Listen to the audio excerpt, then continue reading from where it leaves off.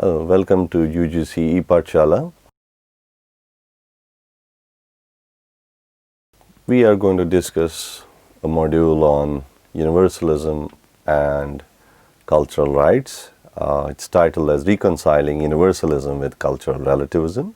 This module explores the idea of reconciliation between the notions of universalism and cultural relativism with regard to human rights in the realm of public international law.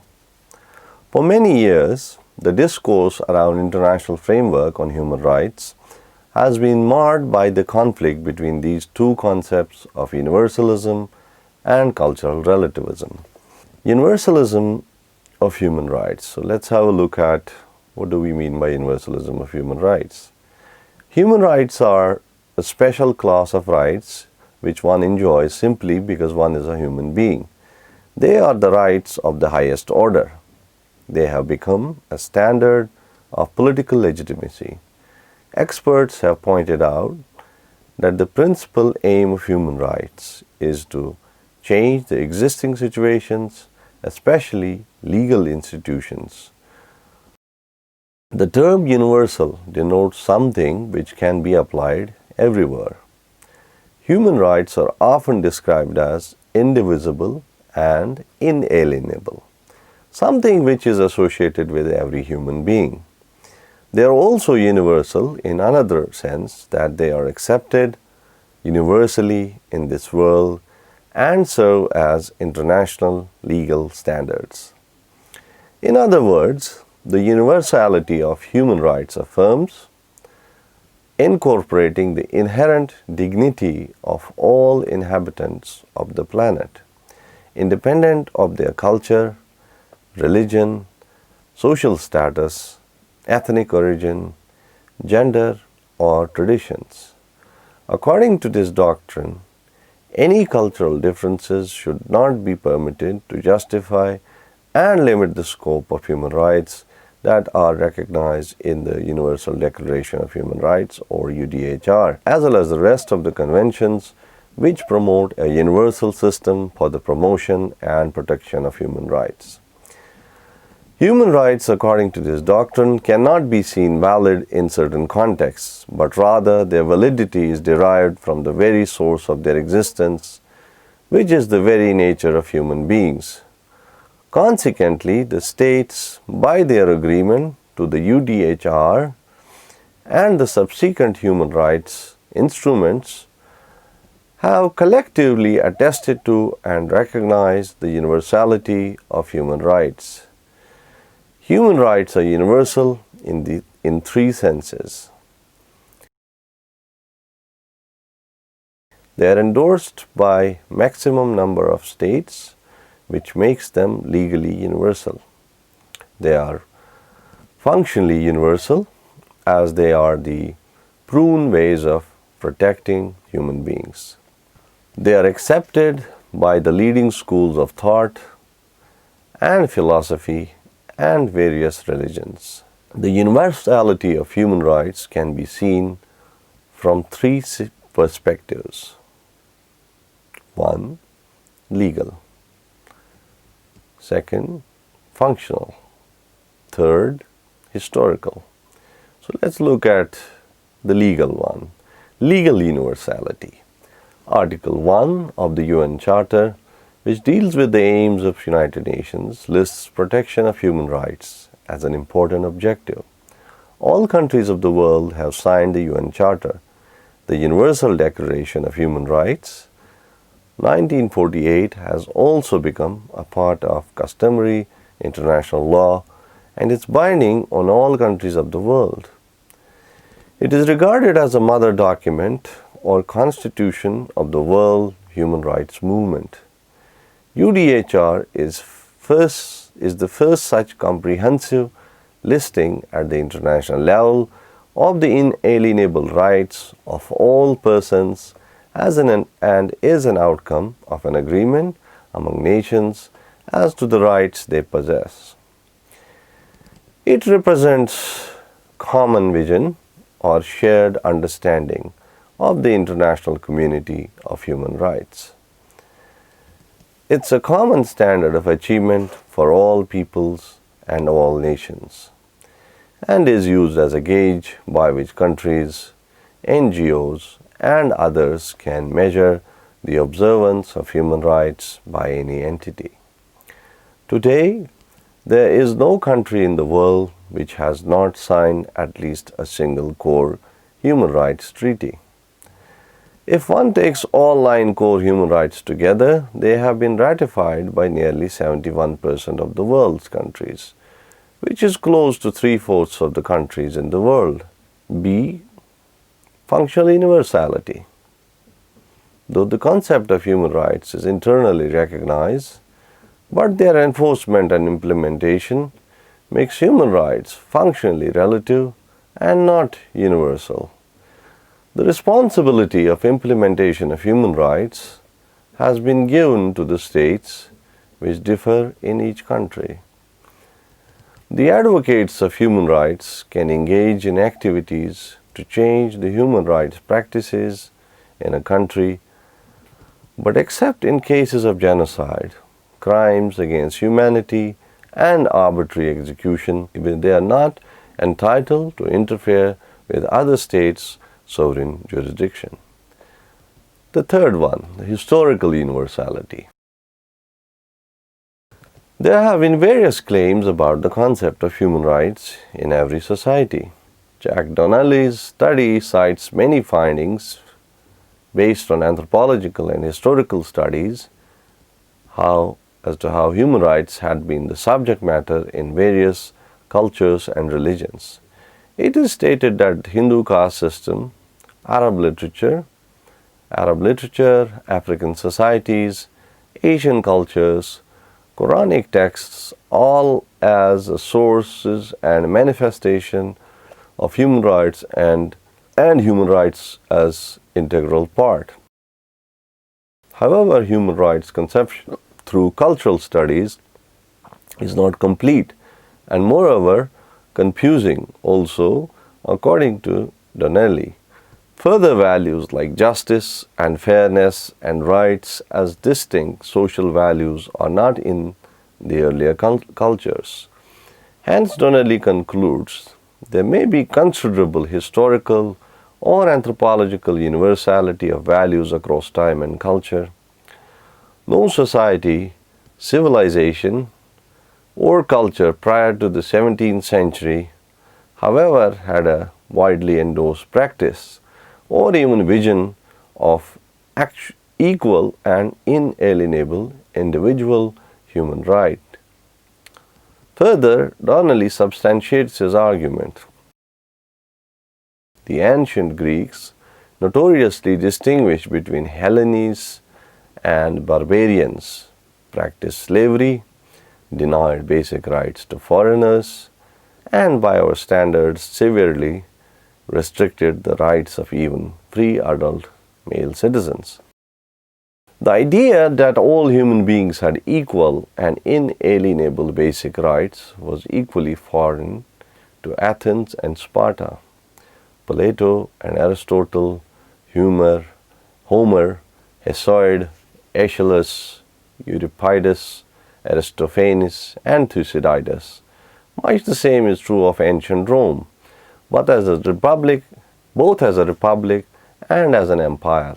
In medieval Europe, where the spiritual egalitarianism and universality of Christianity expressed itself deeply in egalitarian politics, the idea of equal legal and political rights for all human beings, had it been seriously contemplated, would have been seen as a moral abomination, a horrid transgression against God's order. However, one has to understand the roots of rights in religions and cultures and the normative nature of rights therein to some extent, and how they have been further questioned and progressed in the modern and secular civilizations. Now, let's look at cultural relativism and the non-Western concept of human rights. The 1948 Universal Declaration of Human Rights has been both widely discussed, appreciated, and at the same time criticized by different groups. Cultural relativism is a response to the claims of universality of human rights. It basically asserts that human rights are not universal but relative and implemented differently according to one's culture. Though culture is the source through which human rights derive their validity, as such, the present debate on human rights is centered on right to religion versus human rights. John Rawls, in his book The Theory of Justice, proposed a method to achieve objectivity that others should be treated simply as human beings, apart from any unique characteristics they may have. But such a method ignores gender differences and religious distinctiveness, and thus minority interests are too overpowered by the idea of majority. Religion is something universal, and thus it is fatal for any human rights declarations to ignore the moral authority derived from religions. As Gary Terhar notes, for most people in the world, religion is an integral part of their existence, inseparable from the social and moral order, and it defines their relations with other human beings. A strong argument can be made that the current formulation of international human rights constitutes a cultural structure in which Western society finds itself easily at home.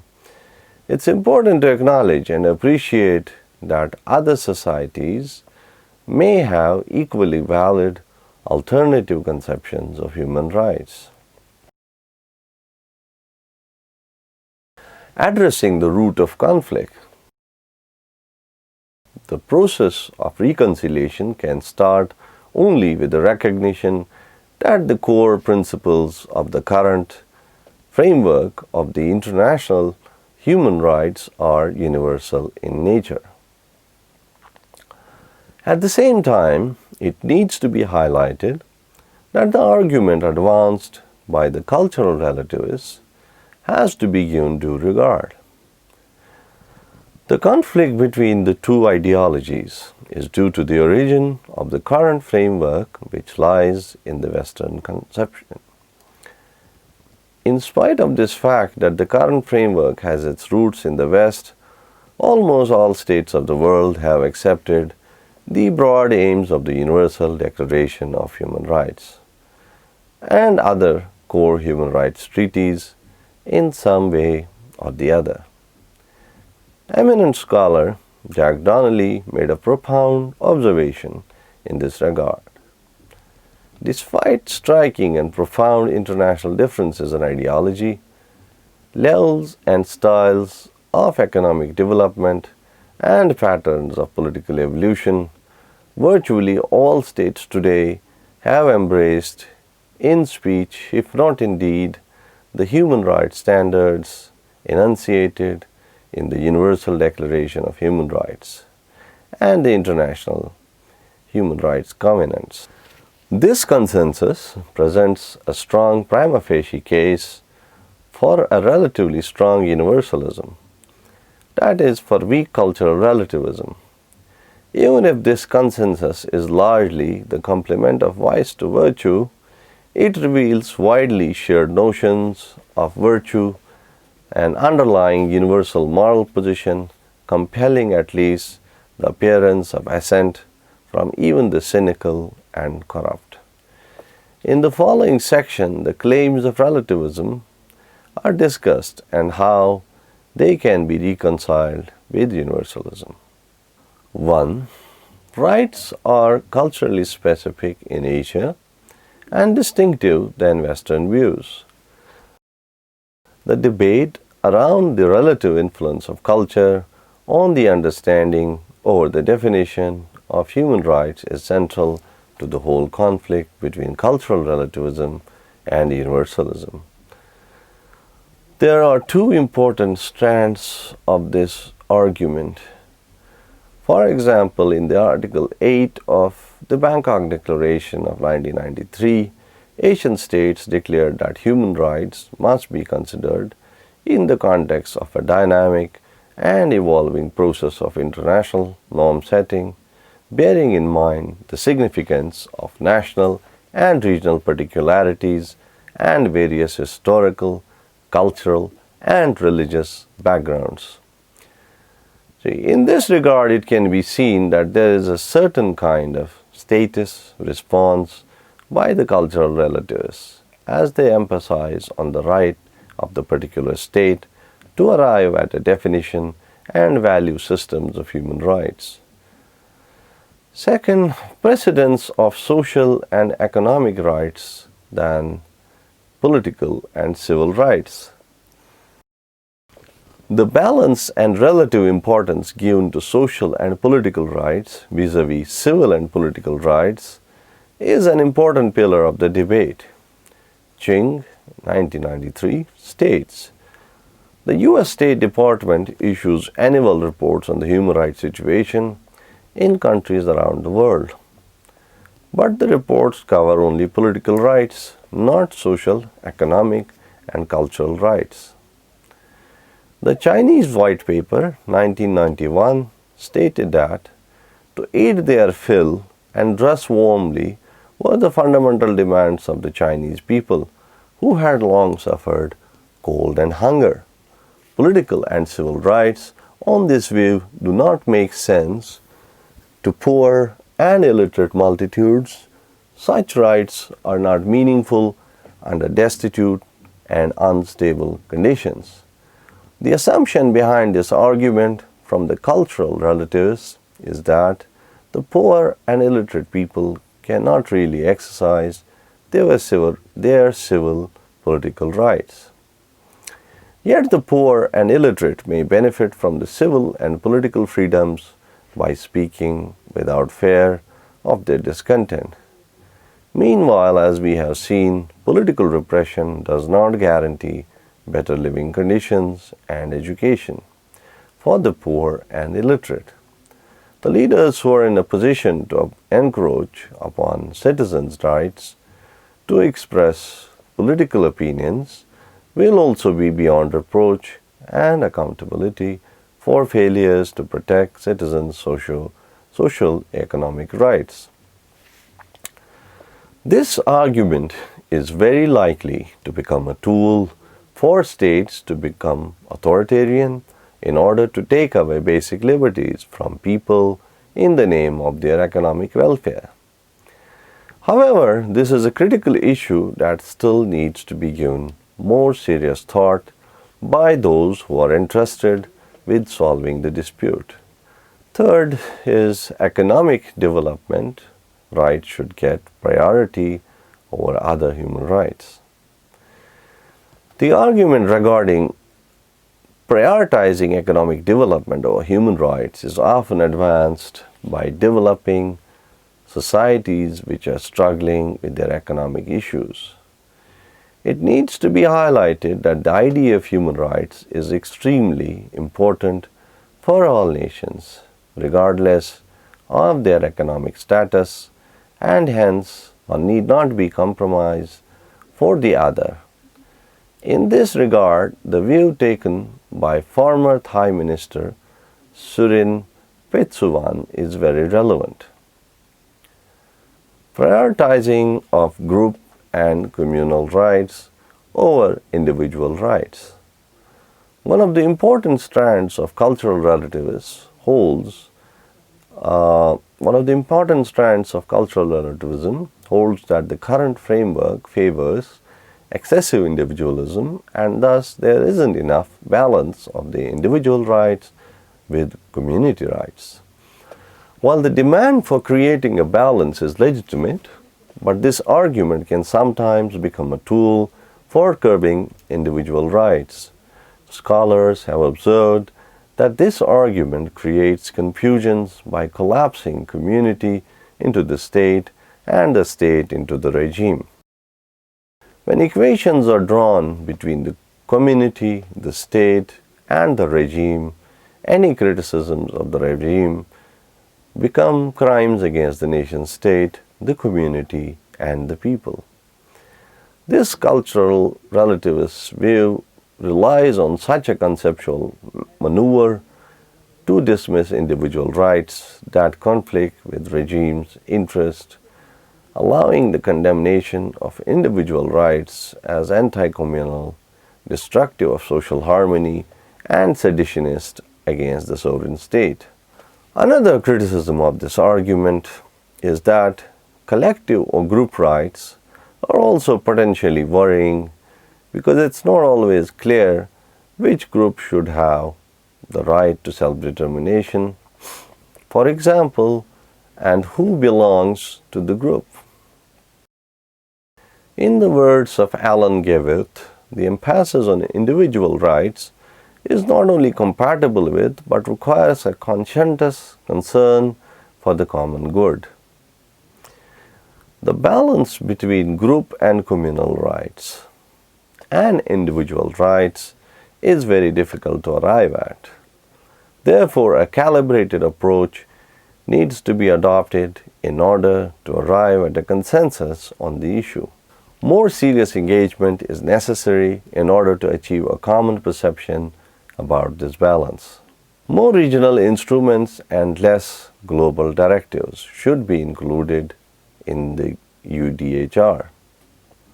Global directives in the form of international law instruments have been perceived by the cultural relativists as a symbol of Western arrogance, and hence it is said that there is a need to have more regional instruments.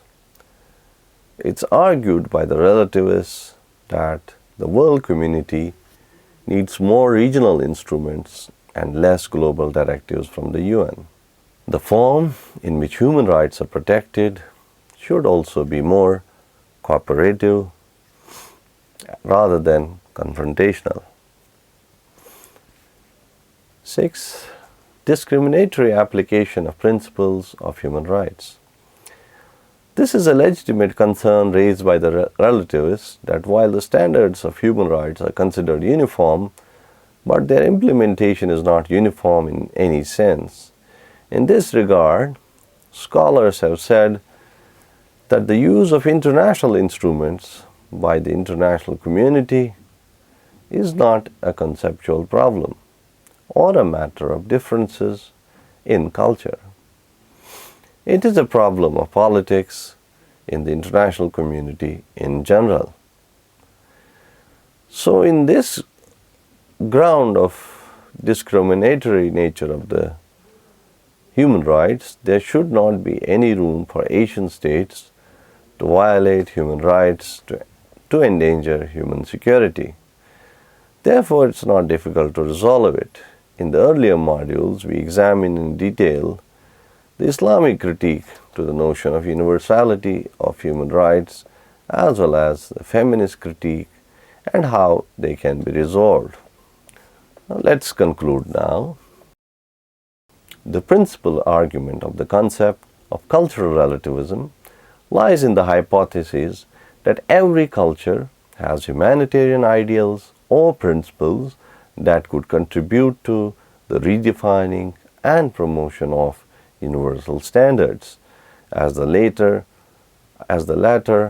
adopt local and national standards. While it's true that the West had immense influence in giving shape to the current framework of human rights, the non-Western societies have also created an impact in the drafting process. For instance, the UDHR provides references to economic and social rights that are not included in most Western documents on human rights. Arguably, the inclusion of such references is attributable to the participation of members from non-Western countries such as India, Cuba, Panama, Chile, and Lebanon in the drafting. In fact, Article 28 of the UDHR, which provides for the social and international realization of human rights and freedoms, was specifically introduced into the UN UDHR by Charles Malik, the Lebanese representative. This lesson discusses different aspects of human rights between cultural relativism and universalism. The reasons are in fact addressed to the political role of imperialistic nations or organizations that advocate universal rights. At the same time, cultural relativists are agonized by the ignoring attitudes of universalists of their specific rights. But a student of human rights will certainly wonder why these discrepancies in understanding of rights, while both streams of thought aim for collective human rights. Culturalists' claim is for the specific right, for there are certain traditions and practices that are akin to the specific culture belonging to specific region.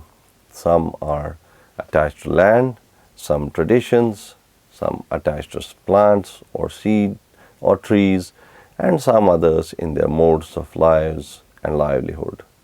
For example, claims of tribes of India can be taken. Development projects often displace the tribes with certain compensations. However, in their utilitarian point to do more justice and equity for more number of people, development projects displace tribal people from their lands. Let us assume the development project compensate the displaced persons with proper compensation in terms of money or land or some livelihood. As a universal understanding of development, one may find it's justified when proper compensation as per law had been done. But a culturalist, such compensation still might not be justifiable. It is not justified for a culturalist because of one's specific cultural practices, livelihoods, and lifestyles, and above all, emotional relations of people related, emotional relations of people attached to the land. These attachments cannot be compensated with any amount of compensation in terms of money or land in a new area. Further, the inhabitants of tribal area are used to do some works where their mind pleased to do. More so, some people might not be able to do other professions. Hence, the culturalist perceptions of preservation of rights are different, and their perceptions are justified in the eyes of environmentalists and bioethicists. Hence, it's necessary to understand beyond the culturalist claim and universalist claim and find a proper reconciliation and also certain culture-specific solutions in resolving human rights issues. Donnelly rightly uses the term universalism without imperialism to think of human rights in a better sense. Then universality of rights can be translated despite the myriad of or small differences in cultures or religions or any other differences. Such understanding also facilitates amicable solutions for culture-specific issues on human rights. Then not only universalism can protect culture-specific protection, but also can question bad practices rooted in culture as bonded labor and female genital mutilation and violence against homosexuals, etc. Thank you very much.